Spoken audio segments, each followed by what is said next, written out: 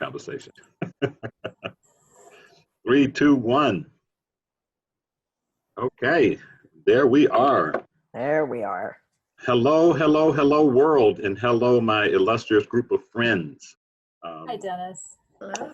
I think, well, on behalf of the Georgia Firefighters Burn Foundation, we want to thank you guys for taking the opportunity, taking the time, and the willingness to be on a call this evening.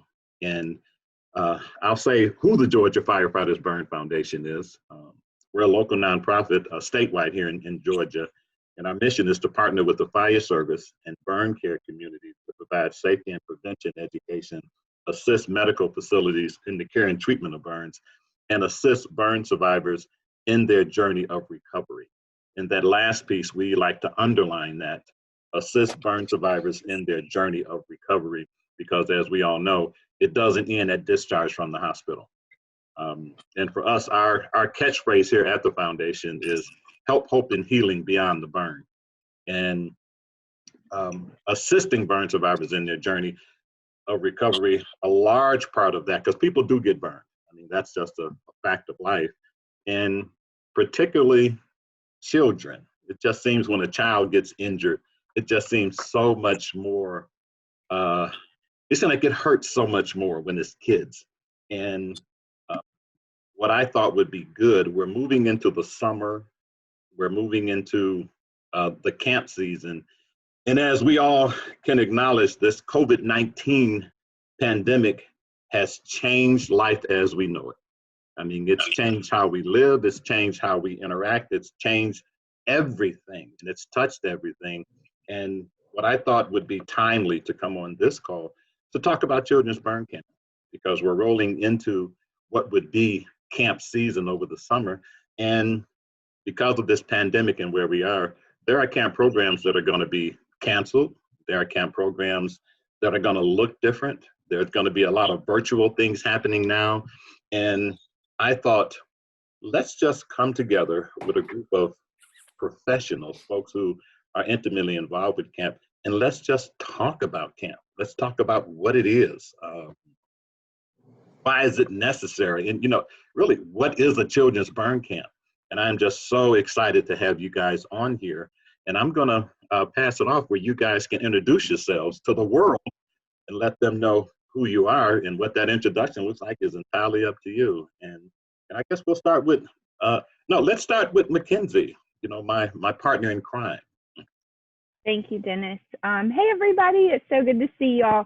I have the honor and privilege of working with Dennis at the Georgia Firefighters Burn Foundation. This is my 7th year working there, and this is my 11th year involved with our camp program. I started as a volunteer, and just as all of y'all know, you really fall in love with this community and just kept volunteering. And I like to say I just stuck around until they finally gave me a job.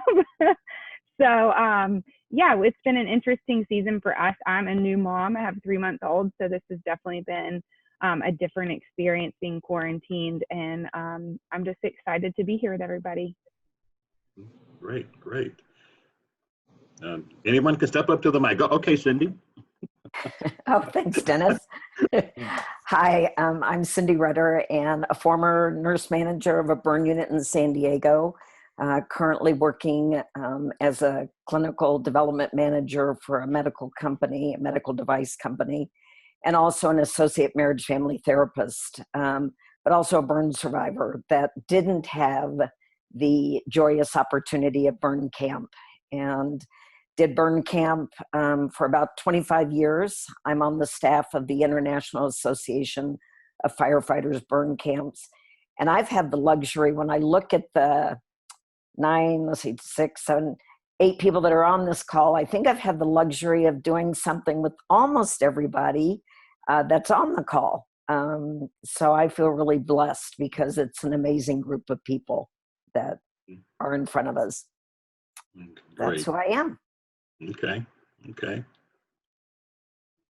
Let's jump right in, Ruth. Hi, I'm Dr. Ruth Rimmer. I'm a developmental psychologist, and I've been working with the fabulous burn community for 26 and a half years now. When I was a little girl, my uncle was severely burned, and I also lost a sister to a drunk driver, and my friend Sharon Sikora and I worked very hard with MAD. And so I've had the great experience working with the Elise Ann Roosh Burn Foundation, the Mid-Atlantic Burn Camp, and the Missouri Children's Burn Camp, which is now called Midwest Burn Camp, and the Arizona Children's Burn Camp, and being able to do research with burn kids and young adults. And so we'll talk a little bit about some of the findings of Burn Camp later on. Glad to be here. Great, great, great. All right, I'll jump in. Hello, esteemed colleagues and world, as you say, Dennis. I'm Paul Schwartzman. I'm the executive director of the Finger Lakes Regional Burn Association, which is a small nonprofit in upstate New York that is primary effort is burn survivor support from youth to adults. We have a summer camp. We have a young adult program. Adult program also provide a lot of support to the burn centers in our upstate region. I'm also a licensed mental health counselor, so I'm a clinician by trade. I've been lucky to have been adopted by the burn family. I am not a burn survivor. I always feel humbled, but grateful. It's been an incredible journey, and I, like you, Ruth, probably somewhere around 25 years. Mm-hmm. Great, great. I'll go next. Hello, I'm Elnora, a certified child life specialist at Grady Burn Center. I've been a child life specialist for many years, probably over 15 years. And I had the privilege of working with every other population, and I was actually introduced to the burn population around 2016. And I received a special contract to go over to Grady to support the pediatric patients there, and it was just for 4 hours a week. And I realized that I did all of that in one day, and it really just changed my outlook. I was also introduced, I totally understand, Dennis, when you say that many parents do not even consider burn as an injury. It's not one that's publicized or seen, but over the years at Grady, I've had the opportunity to work with the Georgia Firefighter Burn Foundation and supporting their camps and other family activities, and I've just had a wonderful time. I'm also a licensed dance and movement therapist, so I've been able to utilize that as a modality to help children be able to connect the mind and the body post-trauma, and I'm also a trauma-informed care child life specialist. So hello, and I look forward to speaking with all the rest of my awesome panelists tonight. Great, great. I can go.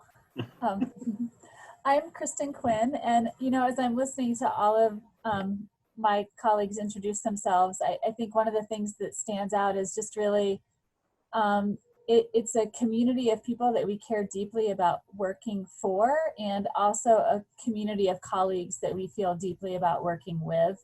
The people that I have met around the country in burn care really continually deepen my sense of awe and just what people can bring to the plate in caring for burn injured people, but also my sense of commitment to always keep learning and working and trying new things, because it's just an inspiring group of people on both sides. I have been a part of the University of Utah Burn Center for, 27 or 28 years.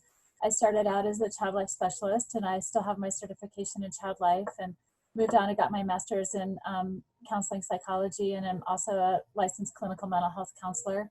About 3 years ago, I stepped aside from bedside care and moved full-time into, I think, really what my life passion is, which is burn camp programming, psychosocial programming for aftercare. I've been a part of our burn camp programs for all of the years I've been at the Burn Center, but being able to really put all of my energy and passion into those programs has been pretty amazing. It's the University of Utah. We have 5 different camp programs, and then we also are continually building our reintegration and community programming. We're always kind of trying new things, and we've had some amazing successes and some opportunities to kind of try new things and learn something different. So thanks for inviting me, Dennis. Yes, great, great. Let me see, who would be next? I think I'm definitely last. It's an honor to be here. Not Thanks for the least, invitation. though. Not least. It's great to see so many faces that I know. Many of the people on this call are mentors and great friends of mine. I feel like I've been a part of the burn community for a long time, although compared to everyone else on this call, I think I may be one of the youngest in terms of the burn community years. I've only been a part of about 9 years with my organization at the Lisa Ann Roosh Burn Foundation. I came into this work because I worked as a firefighter before, and as a high school teacher, I kind of stumbled into nonprofit work, into this burn foundation, and just fell in love with the community that I'm surrounded by. I'm really excited about the topic tonight because this is a dear topic in my heart, as I am prepping for a summer camp that is going to be drastically impacted and going to be completely different than we've ever done before in a little less than a week from now. So I'm actually in the process of packaging and moving things around in these boxes that I have all around me. So if you guys could only see the room stack high of balls and snacks and balloons and color all around, it would be quite nice. So thank you for having me. We're great. And thank you guys off that introduction, and to hear how passionate you are, that's really encouraging to me. And I want to go back to something Cindy said, that she and I got burned so very long ago. There were I don't think the term aftercare existed when we were kids. I'm coming up on 50 years of being a burn survivor. And, I feel very fortunate to be a part of this community, because I recognize how important it is, because I didn't have it when I came through my experience. And, you guys getting excited and going to camp, it wasn't that way for me. I stumbled into it. Someone asked me, I didn't see another burn survivor until I was almost 40 years old, and I got burned as a 14-year-old outside of a hospital. And someone asked me, because I was such a successful, well-rounded individual, they thought that I could go to burn camp and bring a lot of value to the kids. And it's what I thought. I was so far beyond my injury, but at this point, I didn't know I was still a burn victim. I hadn't heard the term burn survivor. And I was invited to come to a camp, and I went to camp. I was excited about it, got new gym shoes and had my little backpack and my water pistol, and I'm gonna go and I'm going to inspire these kids. I'm gonna go and let them know that there's life after the burn. They're gonna be better after spending a week with me. And I gotta tell you, I was walking towards the administration building just as the kids were running down the hill going to the swimming pool. And I'm looking at dozens and dozens of burn injured kids, and they have swimming trunks on, they're not covering their scars, and they're running and they're laughing, and they have limbs missing, and they're falling and they're getting up. And I'll be honest with you, I lost it. I lost it. I looked at these kids and I had an emotional breakdown, because what happened, though I was excited to see that, it reminded me of how lonely I was when I was 14 years old. And it reminded me how much I missed as a kid. And I had to be honest, I was gonna leave. I was gonna leave. I didn't think I could deal with it, because it caught me off guard. Because here I am, 30 years post-burn, what the hell is going on, And I had to go get back in the car and get this cry out and collect myself. And because I had to fly to where I was, and my flight wasn't going back until after camp was over, I didn't have any options. And I went to camp, and it was a life-changing experience for me. I didn't have to be a professional. I was allowed to go and be 14 years old again. And I wanted to share that as an introduction into camp. I think that's because, you guys are professionals and you do these other things, but for me, I went into it, and even Mackenzie can tell you, at camp, as the executive director of the Georgia Firefighters Burn Foundation, I'm not allowed to have a radio.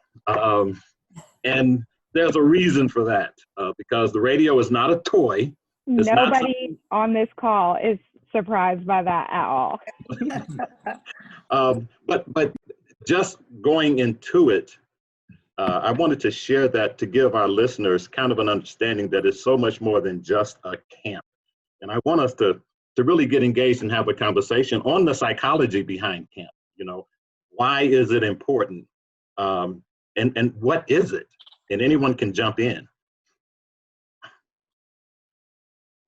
You know, Well, go ahead, Kristen. okay, I was going to say, I think that there's that idea of community, and we know that community building and having a community where you feel safe and accepted is a part of healing from trauma.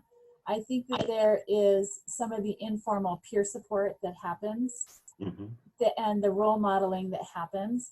And then I think when you fold that in with very intentional programming and programming that is designed to be trauma sensitive and to create opportunities for healthy risk taking and to create opportunities for maybe some kind of a different way of looking at things. I think that you have this almost automatic sense of, oh, these are some aha moments that I'm having.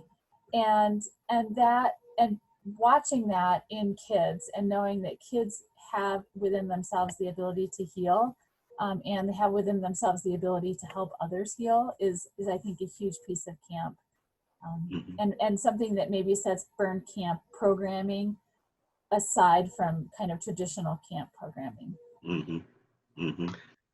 So I will, I'll jump in. Kristen, you're right on the money, because several years ago, Daniel and I participated in a survey asking the kids, what were the most important things about camp for you?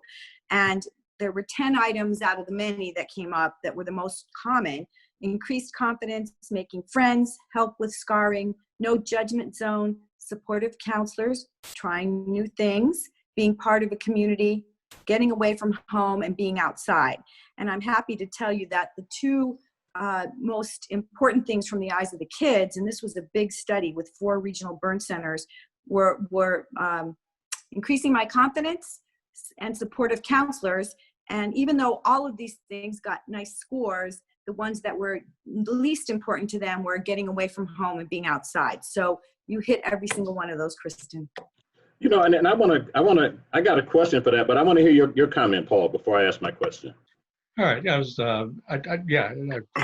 Ruth and Kristen, all of those things couldn't jump or, kind of agree with those things more. But I was reacting to your comment, a quick comment, Dennis. You were sharing your very poignant and emotional story, and they said, well, so you're saying I went as a burn survivor, unlike you, all the professionals. My introduction to camp was, more than a couple of decades ago. I started as a volunteer, as a board of director to our burn foundation. And as such, they needed me to be more acclimated to the programs and please come to camp. So I really related to your story because I can also remember very clearly kind of walking down the hill and walking into the situation that I was really a neophyte about. A little bit anxious, not, I've been a clinician for a long time at that point, but not in this community.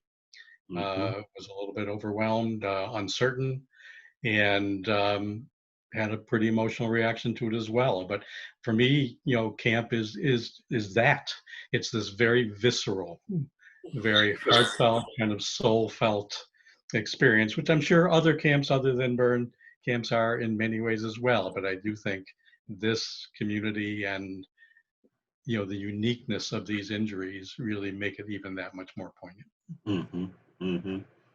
Wow, Paul, I couldn't agree with you more. Sorry, Dennis. No, my introduction to camp was much the same. I was a college student who thought that 3 hours of course credit sounded awesome for a summer at camp. I'd been a camp counselor in the past, so I had no idea what I was getting myself in for. I had a friend who had a burn injury as a kid, so I knew that he had that. but I didn't have any other personal experience. And I was supposed to be on the support staff, and somebody wasn't available. So since I had camp experience, they threw me in. And I called my mom, my dad, anybody I could find in my phone, and was like, I can't do this. Like, I don't know anything about burn injuries. I'm a student. I'm a social work student, and I have learned a few things in school, but I have no clue what to say to 11 to 13-year-old girls. And I think for me, and I know this to be true, that was a life-changing week for me. That changed the trajectory of my life forever. And I knew there was so much I didn't know about having a burn injury, but what I found was I knew so much about what it was like to be an 11 to 13-year-old girl. And there was so much we had in common. And I was so nervous that my girls were going to ask if I had a burn injury. And when I told them no, they were going to be like, why are you here? You know, what purpose do you serve? And I was terrified about that. And not one of them asked me that question in the entire week, but more they wanted to know, well, what do you do and who are you? And we really bonded. And some of those young ladies or girls are now young women who are getting married. And it's just an unbelievable privilege to be a part of their lives, because they changed my life forever. So I can totally sympathize with that experience, because it was the same one I had. Mm-hmm. And we've got people from New York, from Utah, from California, from Atlanta, from all over the country, and it can be from all over the globe, and it's pretty much the same. And I hear the impact it's had on you, but why is it even important? If it's Cindy, you said it wasn't available for you. Why do you think it would have been important for you, or it would have been helpful to you when you were growing up with a burn injury? Camp is so incredible for these kids. And I guess myself being involved for over 25 years, and like Mackenzie just said, watching them grow up beyond camp and becoming young adults that are having families of their own, but hearing them speak to the impact that camp has had on them. And I think growing up for me, I never saw another burn survivor till I became a burn tech in the burn unit. I mean, I didn't see anybody else. So these kids are able to have a sense of community, to recognize that they're not alone, that there are other people, and I think establish lifelong relationships. I mean, I know I look at the different activities that have gone on, the different camps or retreats, and these young adults or adults now stay in contact with one another, and it's a completely supportive environment. And I just think it makes a huge difference in their lives. Kids are resilient, and we see that. And I like what you said, Mackenzie. First and foremost, they're kids, and we do need to remember that. But they're experiencing something that the trauma has changed their lives. And so how do we fuel, what's best to help them? A lot of times you'll hear people say, well, they're only at camp for a week every year. Well, trust me, that week changes their lives, and they will tell you that. And so, yeah, I don't know how my life would have been different, but I'm sure it would have been better, although I had a pretty good life and upbringing. But I think just having that opportunity is such a gift, such an incredible gift. And I have had the privilege of being involved with probably 2 or 3 dozen different burn camps across the globe. And I know early on, the rally cry, well, let's bring these kids together for a week and let's make sure they have fun and forget about being burned. And that was the rally cry early on. And I'm so glad we're beyond that. But let's talk about that. Is it more than just coming together for a week and having fun? What is intentional camping? What is fun with a purpose? And Daniel, you're loading up boxes right now. So is it more than just having fun? I would say definitely. I have to admit, I was also shocked with going to camp. And I'm a girly girl. Outside, Mackenzie had to really work with me on even coming out there. But what was so surprising to me was to see, coming from the inpatient side and work with the kids at the hospital, was being able to see where I wanted to get them and how I was going to lead them. I can't be with them every point in their life because burn healing is lifelong. However, I can offer them a lifeline. And that's how I saw camp for being for our patients. And one of the things I would tell one of my patients is this is just as important as having surgery. If surgery is a part of your treatment protocol, so is camp. Recovery is a part of your treatment protocol, Mom. Your child needs to go to camp, and you have the ability to bring your siblings with you so they won't be alone. And this one child who had multiple surgeries and was extremely traumatized had decided to go to camp for maybe 2 or 3 days and stayed, and continues to speak about the awesome experience he had, and has become a cheerleader and a champion at the Burn Center for so many other children who's had really traumatic experiences with surgeries. So I think the camp is just not a hurrah, let's get together for 1 week, but it is about socialization. It is about bonding. It is about lifelong families, because some of these kids have lost some of their family members. So it's being able to connect and have connections beyond. And I think it's a wonderful experience. And when I go back and I see the work, and I see the work that they've done from when they were in the hospital, it continues to inspire me to come out again and again and really introduce more children to the experience, introduce them to that lifeline of burn camp. Mm-hmm. I think just to add on with all of that's being said, I think camp is fun, and I think that's why kids love to come. But I think with fun, it comes intentionality and us being intentional with what we're doing. I think whether you may look at an activity and say, oh, they're just playing games. What you're teaching them is more than just playing a game. You're teaching them teamwork. You're teaching them leadership skills. You're teaching them on even how to carry themselves. And some of it comes from modeling. Some of it comes from intentional programming of let's have a conversation about your burn story and rehearse your response. So there's a lot of things that I think as an outsider that we can look at it and like, let's just create this amazing experience. But I think when you really come down to it, there's a lot of these burn survivors are learning from us, and whether it be modeling from one another or modeling from the counselors, they're watching us. They're learning from us on how to be a better person. The number of kids that have come through the program through Lisa Ann Rush Burn Foundation Champ Camp and come back and say, I want to be a counselor now. I want to give back to the kids because they received so much. So I really think like it's both hand. You know, fun can be also a teaching opportunity for these kids. Mm-hmm. It is. Oops. I'm sorry. I was just going to say it's also giving them such a great survival kit of life skills. They can use those skills and they can utilize that in life beyond the experience right then. So just being able to learn the modeling and the self-regulation, the emotional regulation that's given to them through games and through play can be very helpful for them throughout life. I agree with you. And I think really and truly, whether we want to say that it's therapeutic or not, everything we do at camp truly has a psychosocial component to it. And I know that there's different trains of thought on it, but I think every single thing we do, games or otherwise, really does have a psychosocial component. And it doesn't just benefit the kids. I think it benefits everybody that's at camp.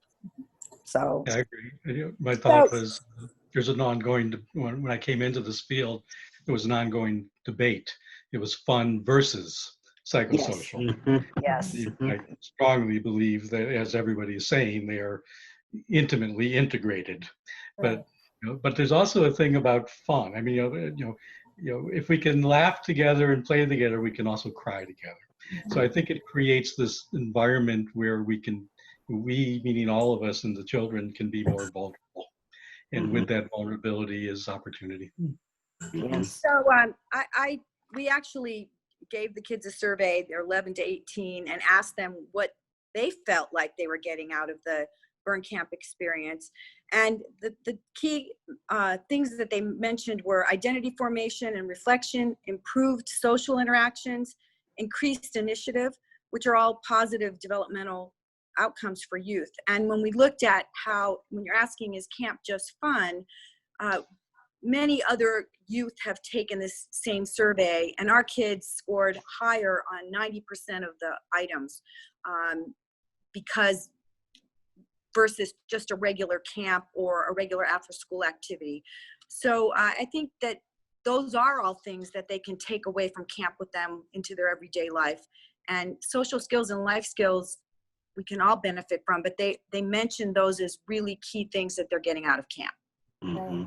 I think I remember back to, so our counselor and leadership training program, we treat that a little bit like a job application, because we're always looking at how can we build some really positive foundations for the people who are involved in our program. And we have them fill out an application and come in for an interview, and we kind of go through expectations and what their role is at KILT. And we asked this one young lady, we said, so, you know, you started coming to camp immediately after your burn injury, and you were one of the first people to have your application in. And, you know, somebody might look at your experience and wonder, why was camp so important to you? And she looked at us and she said, you know, burn camp was the only week out of my year where the grown-ups around me did what they said they were going to do. Wow. And I would like to be that for someone else. Wow. And I think that we fold, when you're thinking about that intentionality of programming, and you're thinking about everything that we do with kids and teenagers has meaning and purpose, and there's a reason for it. When we go into those interactions, we never haphazardly say to a camper, oh yeah, I'll be back in 5 minutes, and then don't show up. If we tell a camper we're going to do something, we do it. And sometimes it's those little things that you don't even realize you're doing, because they're so entrenched in your programming and in your camp philosophy that make a huge difference. So what I hear, it's not just about the kids then, it's about the adult volunteers as well. Right. And I think it's also about with the family, because once the children come and they're involved with the fun and just able to be, I can just be a kid. You know, I don't have to worry about the fears or the anxiety of my family members, and I can run and I can learn how to fish. And I think it really helps them have a little bit confidence, and they take that back to their homes, and the same skills that they're learning through fun and through play and they practice, they take that home and they're able to model that for their families. So it's helping the entire family heal as well. Right. Is it really helping the entire family? And the reason I'm asking this question is these kids come to camp and they pick up some life skills, you know, maybe, and I think for us, it's allowing the kids to give voice to how they feel and honor how they feel. And if there's a kid, and I'll give you an example, one of the girls at one of the camps, we were starting camp, she jumped off the bus and she ran up to me. She said, Mr. Dennis, I'm so glad you're back this year because I've been waiting an entire year so that I could cry again. And that may sound crazy, but I understood exactly what she said. You know, so we have a program where we're giving kids the permission to give themselves permission to talk. But if they go back to those homes and those families that haven't had that, can it cause a little bit of friction there? Because somebody mentioned it's about not just the kid, but the family. So you have a kid that has a week of this activity and this intentional camping, life skills, and they go back home where the family is the same as they were when they left, but the kids coming back different. Isn't there a piece missing there? Because I know that there are campers listening in on this and they're listening with their families. And let's talk about that a little bit. That is a missing link. And that's one of the reasons why I also like what Georgia Firefighter Burn Foundation is doing by offering family camps. So not only do we allow a time for the children to come back, but we also have a specific designated time for the family unit where we work. And that's one of the camps that I've volunteered most with like dance therapy and art therapy and music therapy, giving the family unit that time. And I'm glad you brought that up because I found that whenever we're dealing with a total family trauma, we're not just dealing with the child, but the entire family has actually experienced, and the entire family needs some support. So I think that providing programming that's specific to parents and helping them understand, also giving them opportunities to be able to speak to someone about their stressors, about how it's impacted them as we continue to work with the children. I think that that would help us be able to see the children to be able to experience some type where they won't have to just cry when they see you one time a year, but they would feel a little bit more comfortable to share some moments with their family members. Mm-hmm. Mm-hmm. And I think every program and every burn center and every foundation, you know, we all kind of do it a little bit differently. And one of the things that we do in our kids program is we have a parent session at the end of camp, and we host a 2-hour educational forum for parents. And while that's going on, we offer programming for siblings and campers. We don't have siblings at our camp. And so we offer that programming, and we send parents home with lots of materials. But we also talk to kids about how you might be a teacher in your family. Mm-hmm. And you might be the one that's teaching your mom and your dad about rehearsed response. And then they get to learn how to use that too, because people are going to ask them what happened to you. And how would you help your mom or dad or your brother or sister know how to answer those questions? And, you know, we know from the family systems theory, anytime anybody in the household is changed, it has this ripple effect.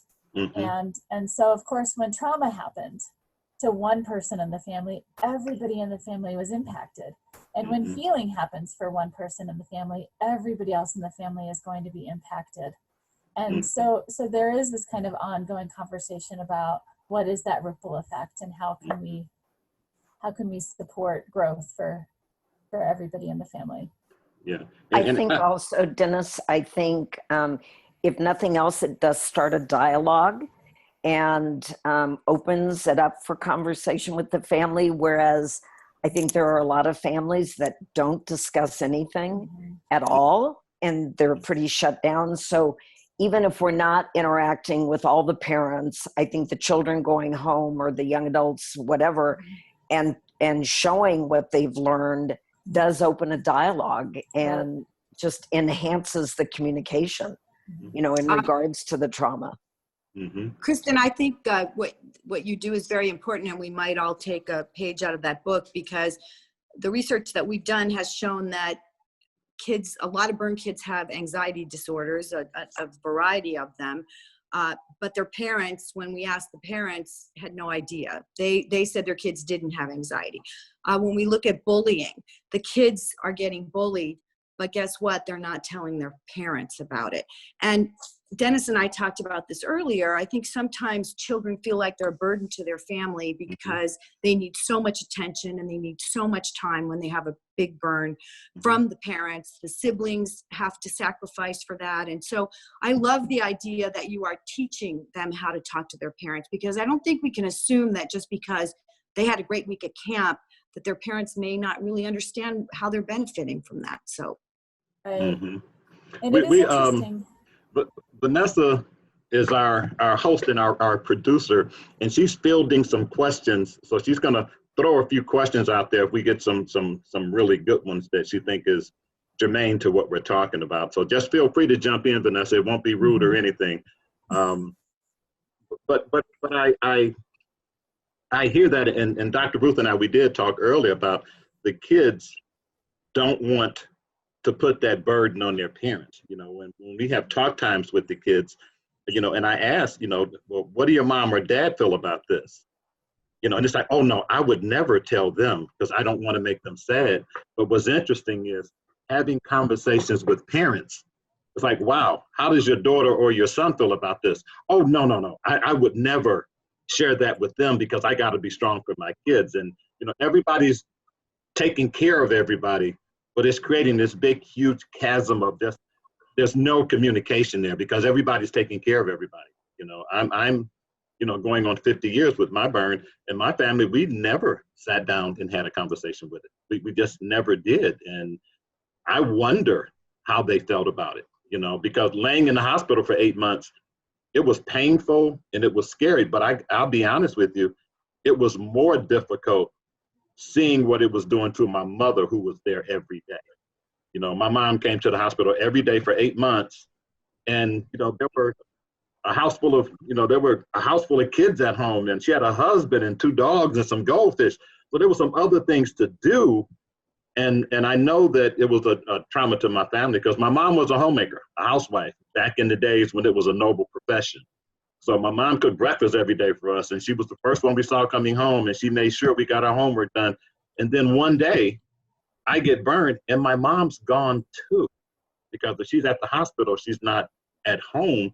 And to lay there for 8 months and watch my mother's hair turn white, watch the bags under my mother's eyes, and this exhausted look on her face, that was harder than what I was going through. It was without question, and we never had a conversation about it, you know. And I call those people the unrecognized victims, the people sitting next to the bed. I think it's a lot better now, but man, that was really difficult. And believe me, someone said it earlier, believe me, I blame myself for that. I blame myself for every gray or white strand of hair in my mother's head. That was my fault, because I was doing what I wasn't supposed to do and was involved in a gasoline explosion, and look at what I did to her, you know. And that was huge. And I had no one to talk to about it because no one would understand. And if I talked about it, I would have to also acknowledge my guilt. And that was huge for me. That was huge. And I'm sure this is not unique. I'm sure you guys hear these stories over and over again, as I do. But Well, I we're think, focused on Dennis, with camp this, here, Dennis, you know, and what's the importance of camp. And I think we're, you know, preaching to the choir. It's critically important, but it's not enough. And it needs to be in this greater continuum of care. And that's really what you're saying. And Mm-hmm. what a weekend of summer or a week of summer is critically important and very beneficial. But we need to look at the bigger picture and the systems and how else can we impact that with other programs, which many of us do provide. But I think it is really important to be cognizant of those. And you know, and it is difficult because we're talking about championing a cause for a population that most people don't know exists. You know, most people don't. You see people get burned on the news and go to hospital. There's very seldom a follow-up story, you know, of that person getting discharged and going home, or what happened 6 months from now. So people, though they know it, it's like an invisible population of people, you know, that, and it's hard championing that cause. And I'm so glad that we're able to come on using the internet, this technology, to kind of spread the word that there's this thing out here. But why, and I'm still going back to the question, people get discharged all the time. You know, I broke my arm when I was little, a cast was put on my arm. When the cast came off, things went back to normal. So if these people or these kids are getting discharged, can't they just go back to living a normal life? I mean, what's that other piece? If it's not medical, what's that other piece? Don't you think it can be an and? Don't you think they can go back to living a normal life and need an outlet to process their trauma, and need a community that understands and accepts them, and need to learn some skills to learn how to manage questions and stares and teasing? It seems to me sometimes we think of things in kind of these tunnels or columns, and really they can all happen together. And yeah, you can go back to school, you can go back to church and scouts and playing, but you can also really benefit from, you can really benefit from this program that gives you some skills and support in ways that other programs don't. You were almost like you were almost like an audience plant. I mean, you really. She is. She's perfect. I think, you know, and I think somebody said earlier, I can't remember who said it, this is a lifelong injury. You break your arm, you get the cast off, and things pretty much do, and I don't like the word normal because I don't think anything's normal in this world, but you go back on with life and you do whatever. Whereas with the burn injury, and I know 60 years after, there are still things that I'm dealing with. So I don't think it ever goes away. So I think it's something that the skills that we're teaching the itty bitties that then become, you know, middle schoolers, then become teenagers, and then become young adults, all along that trajectory, we're teaching them how to deal with life with something that they're going to have to deal with their entire life. And so I don't think we can ever stop doing that. And I think we've got to start somewhere, and I think camp starts it. Yeah. You know, And I just I so appreciate you guys being on here, being an advocate, because I didn't know it was lifelong when I got burned. I had no idea. And it's very easy for someone to tell me, God, that happened so long ago. Really, you still tripping on that? It's very easy to feel that way if you don't know. If you Right. don't know. It was a kid at one of the camps after our talk time. He was looking off after everybody walked away, and he had a tear rolling down his cheek. And he said, Mr. Dennis, when is this gonna be over so things can get back to normal? Because I'm so tired of my mom and dad pretending that everything is okay. And he wasn't even talking to me. He was, but he wasn't, because he was just looking off in the distance and that tear rolling down his cheek. And I said, you know, it's never going to be the same again. And as hard as that was, I'm sure for him to hear, it was the truth, you know, and nobody ever told me that. I waited for so long, and I'm sure, Cindy, you probably did too. I waited for so long for things to get back to normal. You know, when is this going to be done? And it just wasn't the case. And I think that having people like you advocating for this population and being there, because I'm a burn survivor most of my life. Cindy's a burn survivor, but I don't think we bring any more to the table than everyone here, everyone on this call. And I just want to say that because I think it's important that everyone has something to offer. And the thing we have to offer is who we are. Well, It's the who we are. life experiences, I think, you know, the fact that people, whether you're burned or not, everyone's had some adversity in their life in some way, shape, or form. And these kids learn from everybody. And the fact that you're stepping up to volunteer, sometimes I look at people that are not burn survivors that volunteer and I'm like, what are you doing? But it's because you have something to offer. You're a mentor to these young people, and you can offer your own life experiences that, you know, everyone's got something to lend to these young people that is going to benefit them in some way. Mm-hmm. Well, and when you look at the resilience research, sorry, I'm a researcher. I keep going back to the research, but it's adults outside of a family that care about kids that makes a difference, that mentors them.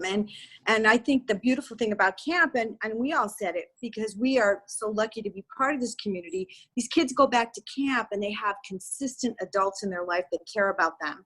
And whether that during is a holiday party or it's a ski trip or it's a surfing trip or whatever it might be in the interim between camp, that is really what makes the difference for kids who have it rough. We call them kids at hope, but they're more known as kids at risk. That's what makes the difference. And so that is also a huge benefit of camp. And that is the number 2 thing that kids said that they loved about camp were the supportive counselors. So kudos to everybody, burned or not, who's involved in this, because you are really changing lives. And it's not easy in caring for others. How do we care about ourselves? And I want to put this question to Mackenzie. Where do you go with that? Because if being so vulnerable emotionally, because you have to if you're connecting, where do you go with that? And I'm going to put that question to Daniel as well, because you're the 2 juniors on the call. But where do you go with that, Mackenzie? Those emotions that when it gets heavy. Yeah. Sorry. Well, I'm not going to apologize. I have a little sidekick here. Quarantine has made us very close, so it's hard to get away from each other here. So I apologize if she gets a little loud. I think, you know, Dennis, it's interesting you asked that. When I first started volunteering and you and I had a lot of honest conversation, it was very difficult for me to watch young people who I care about so deeply really struggle with really big things and not always have not only the skills that they need themselves, but not support networks outside of, you know, a burn foundation or caring volunteers and adults in their lives. And that's really tough to carry the weight of that. And I think I would be lying to myself and all of you if I said I didn't. You know, if I said there are kids after camp that I don't stay up at night thinking about and, you know, really wondering about their situation. And I think for me, there's a couple different things I do. One of the things I do is talk about it, whether that's going to a counselor or, you know, Dennis yourself or other trusted people, just to be able to kind of share some of the concerns.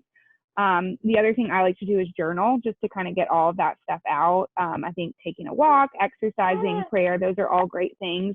And I think the other thing is somebody said once, and I don't know who is the quote it goes to, but is to do what you can and call it good.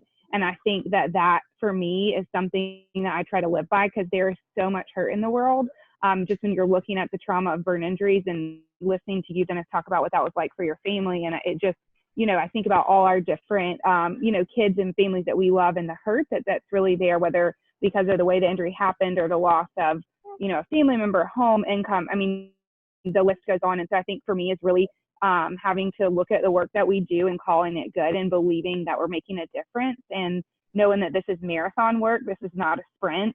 And some of the stuff, the seeds that we plant and the work that we do, we may never see come to fruition, but really believing that, and having the opportunity to really connect with our young adults and hear the impact is really amazing for me, because they're the ones who articulate and can say, like, this worked really well for us, and then you guys really messed up on this. And so those are both, both of those perspectives are really meaningful. So those are just a few of the things that, I try to do to not carry the weight of this work. The other thing is being involved with great colleagues like yourself, just having the opportunity to share and realizing that I'm not alone, that there are people all over the country and the world who are wanting to do the same work and feeling the same way. Mm-hmm.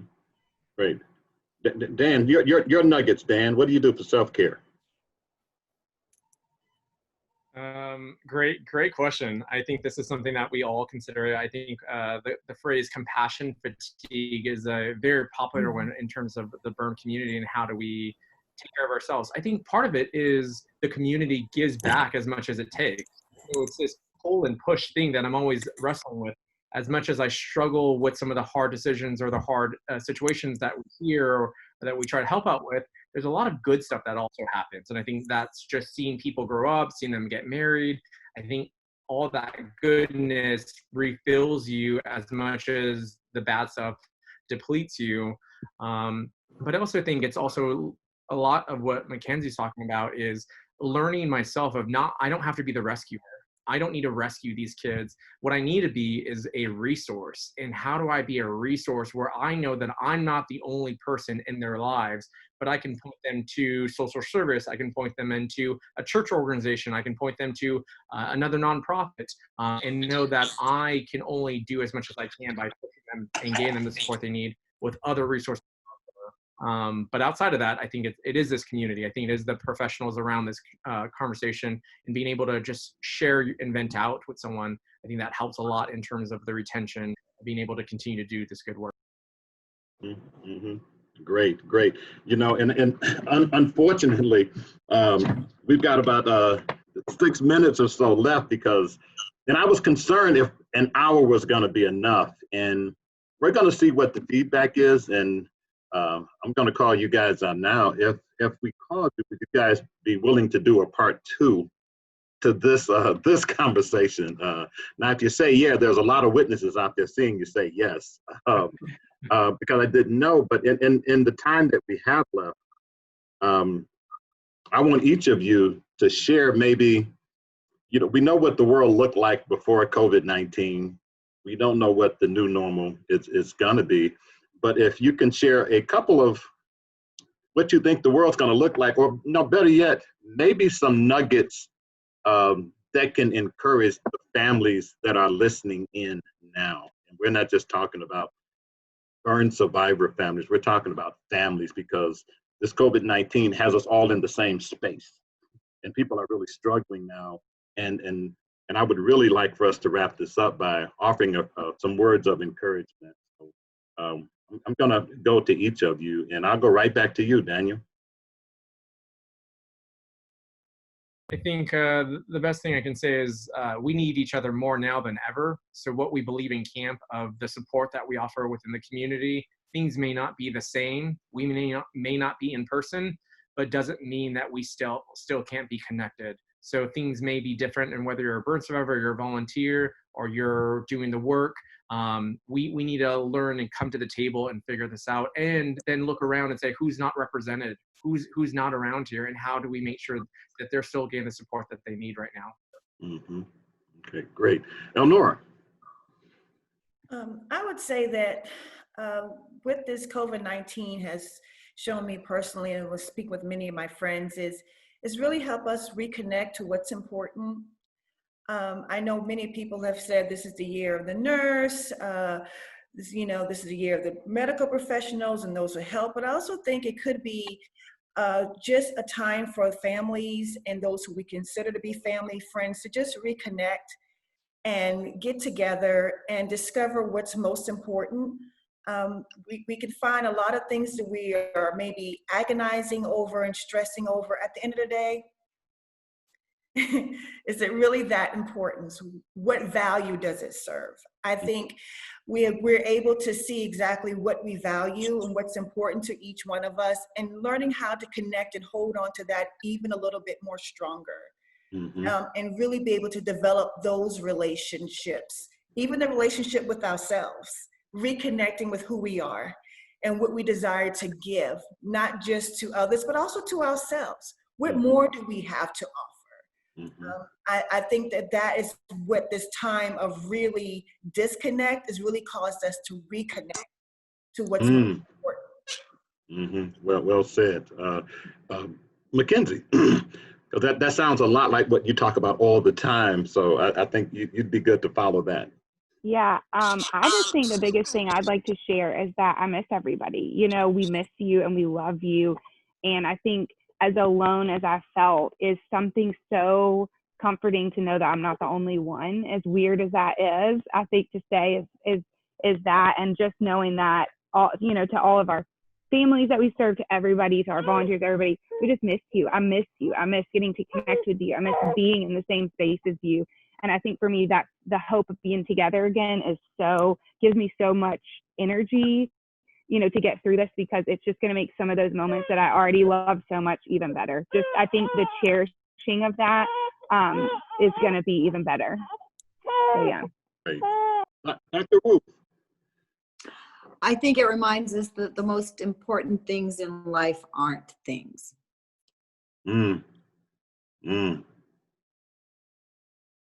Profound. Damn. Yeah, it is. She said that. Kristen. Oh, I was gonna maybe piggyback on something Ruth had said earlier, and that was really thinking about resiliency. And when I think about the burn survivors I've worked with over all these years, and when I think about the professionals that I've worked with over all these years, I think we all have kind of learned that we can do hard things. And sometimes we have to remember that, and we have to remember what helped us through that thing to help us through this new thing. And so the COVID is this new thing right now. And so we can do hard things. We have done hard things, and so it's kind of like that, just I'm blocking words, but just that reaffirmation, I guess, of just we are resilient beings as humans, and part of that is pulling our community, part of that is remembering what's important, part of that is remembering what our role really is and what it isn't. But I just that message, I think. Yeah. You may have been blocking words, but the love from your heart is not being blocked, Kristen. Just know that. Paul, my good friend. Firstly, I'd say, Kristen, you and I got to spend more time together because you keep stealing my words. No, because I was literally going to, kind of respond to that in exactly the same way you did, by saying that I was going to take one of Ruth's earlier words, which was resiliency. I had the exact same thought. And the traditional definition of that is kind of thriving in the face of adversity. And I agree that I think everybody's challenged by this in some way or another. And that I think many of us are discovering that there is a way through, and that we will, but also that we can do it maybe in new and different ways. I mean, the fact that we're all hanging out here, on the internet, I mean, it's not new to us, but in the way it is. And it's new to Daniel, me. and Daniel, I was involved last week with the FBF project, where you're talking about some of the outreach and support groups, and I think it was you that made the comment, and I agree as well. Is that I also have a practice where I'm working with burn survivors and others, and it's through telemedicine right now because of the situation we're in, and I was apprehensive about that. And, I miss face-to-face and sitting down with people I care about and my dear friends. I miss that a lot. But I am pleasantly surprised at how natural and real and honest this feels. Even though I'm looking at you on a screen, there is the sense of we're together. And so I think, we'll develop some resiliency and some flexibility. Yeah, yeah. Cindy Rudder. Cindy. Yeah, I think all of us can take advantage of the resources that are out there for us, because I do think, as Paul just said, and I concur with what everyone has said, but there are resources available, and to reach out and utilize those resources that are being made available. And I just know, for me personally, the burn community has been just an incredible gift in my life. And so whatever community you're a part of, to make sure that you reach out during this time, that, through disconnection, we're becoming connected. I mean, it's happening, and maybe it's via technology right now, but I still think we're keeping those connections alive. And I know it's keeping me motivated and driven, just seeing everybody's screen on the computer, or face on the computer, is very near and dear to my heart, just because of the people that I know. So reach out, and don't feel ashamed about reaching out right now. We all need it. We all need to be connected. And man, I just want to, on behalf of the Georgia Firefighters Burn Foundation, thank each of you, not just for taking the time to be on and your willingness to be on, but to be present on this call. And I didn't feel like an hour was going to be enough, and now I know it wasn't enough. But I'm hoping that someone gleans something from this conversation. I know when you talk about purpose, my grandmother used to come and rub my feet because that was the only part of me that wasn't bandaged, and she would pray and give thanks. And I don't impress my beliefs on anyone else. But I wanted my grandmother to be mad at God the way I was mad at him. And she would tell me all the time, she said, God's not punishing you, God's preparing you for something. And having stumbled into this community, I know what Bitma was talking about. I was being prepared for this. And I never thought I'd get to the point where I would give thanks for the experience. But I sit here today giving thanks for the experience. And I also give thanks to all of you. And I'm speaking on behalf of me and Cindy and all those other burn survivors out there, that I can't tell you how much what you do is appreciated. For all of those kids who don't have to journey alone, for all of those kids who don't have to hide in the house for 2 years like I did. I can't say thank you enough for that, because it's so much more than a job, and you guys make it apparent. And yeah, there are programs and camps and all this other stuff, but really the difference is made by the people, and that's the people that are on this call. So I'm hoping that somebody was inspired and grabbed a nugget out of this conversation. I can tell you for myself, I got something out of this conversation just for sharing time and space with you guys. And Mackenzie, Dr. Ruth, Kristen, Paul, Cindy, Daniel, Elnora, thank you guys so very much on behalf of that population out there that you guys are extending yourself to help. So go on and have a good rest of the evening. And I appreciate you. And you all said, if we have to come back together to continue a part 2 on this call, you all said yes publicly, because everybody saw you. So God bless you all, and we appreciate you on behalf of the Georgia Firefighters Burn Foundation. Thanks for the invitation. Dennis, thank you for putting it together. Thanks, Dennis. Well, we have to thank Vanessa. She's our hidden behind the scenes host, producer of this. So thank you very much, Vanessa Walker. You're welcome, and thank everyone on the video Zoom. That's the voice you heard right there. That's it. Thanks. All right, guys. Thanks. Love you. Guys. Appreciate you. Bye. Bye.